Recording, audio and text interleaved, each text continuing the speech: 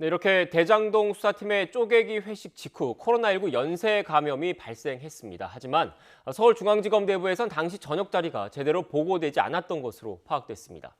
그러나 전담 수사팀장부터 주임 검사까지 줄줄이 자리를 비우면서 국민적 관심이 집중된 이번 수사, 결과적으로 큰 치명타가 됐습니다. 이어서 나혜인 기자입니다.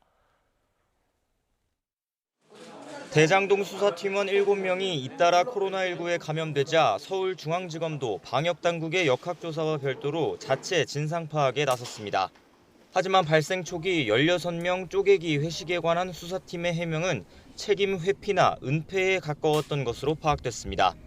애초 식당 2군데를 예약하려다가 실패해 어쩔 수 없이 한 곳을 잡았다고 주장하는가 하면 이거는 뭐예요? 12, 13? 이거는 룸 번호예요. 룸 번호.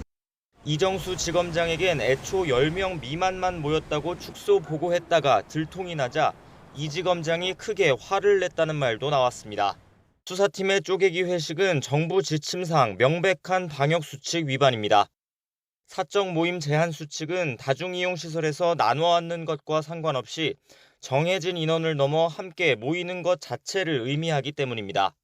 서울중앙지검은 역학조사에서 방역수칙 위반 지적이 없었다고 해명했지만 중앙사고수습본부 관계자는 역학조사와 방역수칙 위반은 별도로 봐야 한다고 선을 그었습니다.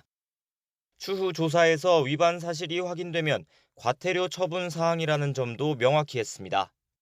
22명 예약하고 16명 정도 와서 방 2개 나눠 앉았다. 이렇게 해서 10명, 한 방에 10명이 안 됐음에도 이런 경우에는 위법 의혹으로 보는 게 맞다고 하더라고요.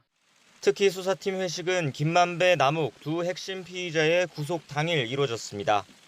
앞서 영장 기각과 남욱 변호사 석방 등으로 휘청이던 수사에 성과가 나자 회포를 푼 것으로 보입니다. 하지만 바로 다음 날부터 수사팀원들이 잇따라 코로나19에 감염되면서 어렵게 신병을 확보한 피의자들은 사흘 동안 조사도 못했습니다. 주임 부장검사도 확진돼 나흘 동안 자리를 비웠고 수사팀장인 차장검사도 격리한다고 사흘 휴가를 냈습니다.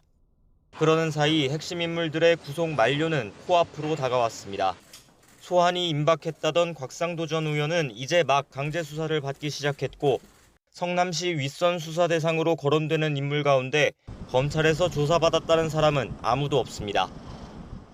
곧 김만배, 남욱 2명을 기소하며 1차 수사 결과를 내놓을 검찰이 어떤 성적표를 받게 될지 주목됩니다. YTN 나인입니다.